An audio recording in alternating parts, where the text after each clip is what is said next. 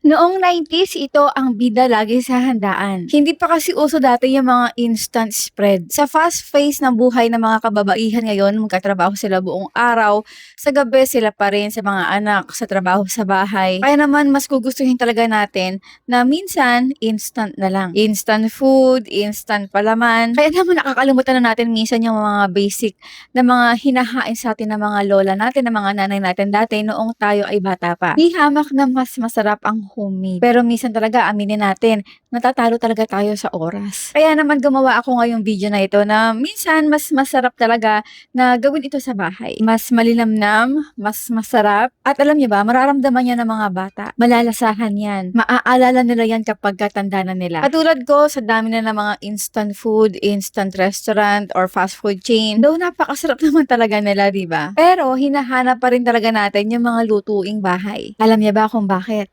Kasi yun ang nararamdaman ng mga bata, yung mga effort, pagmamahal ng mga ina natin or tatay natin, na kung sino man nagpa-prepare nito, yung moment na kinakain natin, yun ang maaalala ng mga bata at tatanim talaga ito sa mga alaala. Katulad ko, naalala ko talaga solid yung mga piniprepare ng mga magulang ko, ng mga lolo-lola ko nung ako'y bata pa.